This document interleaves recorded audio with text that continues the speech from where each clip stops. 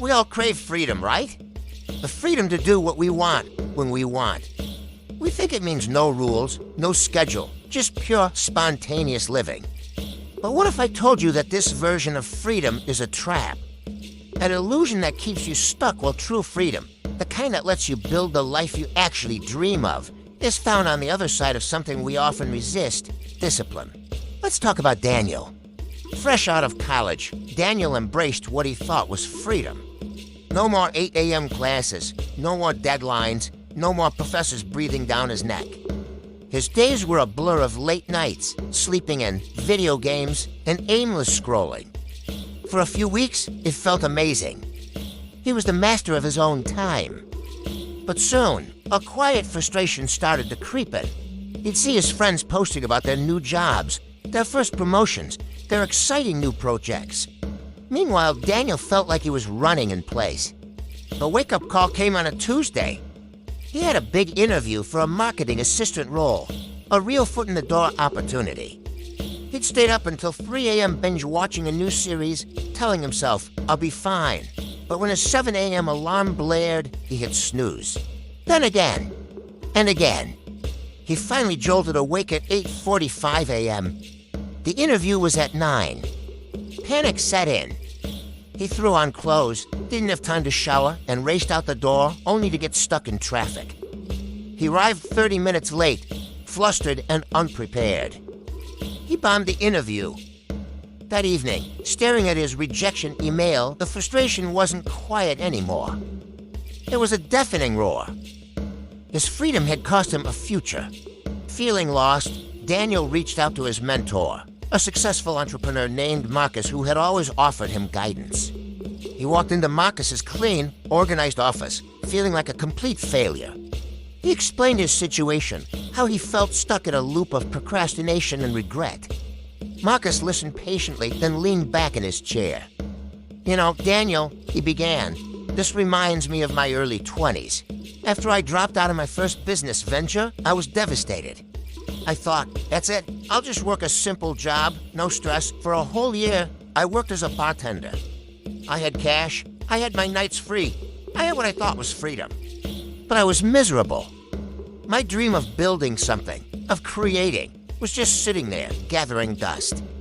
One day, my old partner, the one who bought me out, launched a product we had originally designed together. It was a massive success. Seeing him on the cover of a magazine, living the life I had walked away from, it broke me. That was my rock bottom. I realized my no-stress life was a cage I had built for myself.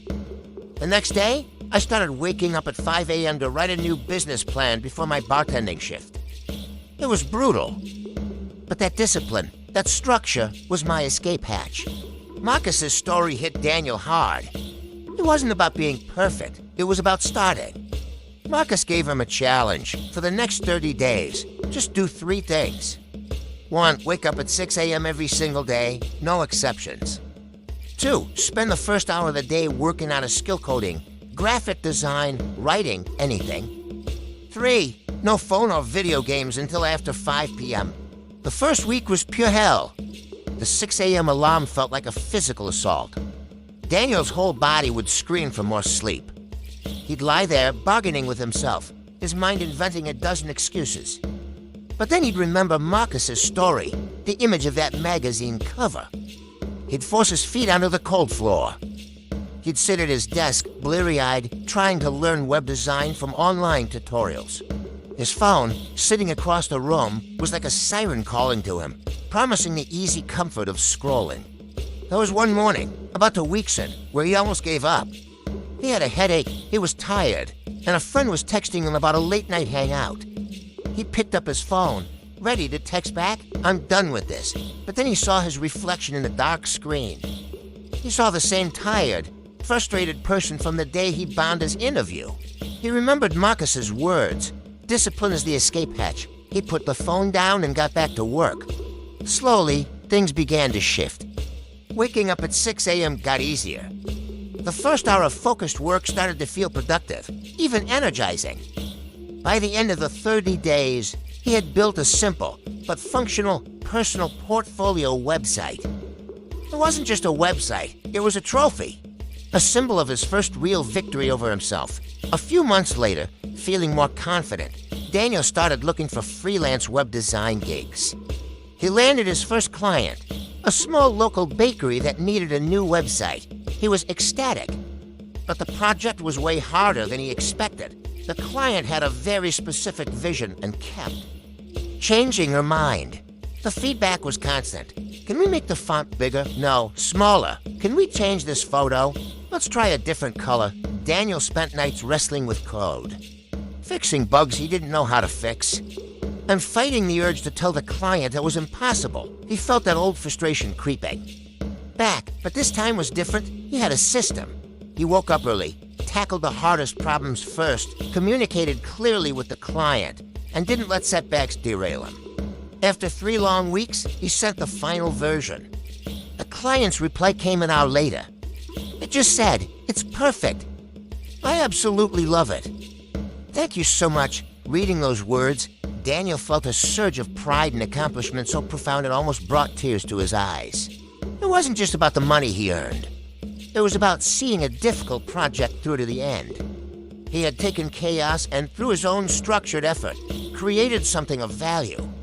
That feeling was true freedom. And that's the deeper truth. We think freedom is the absence of structure, but it's the opposite. The undisciplined person is a slave to their moods, their impulses, and their circumstances. Their world is small because their options are limited.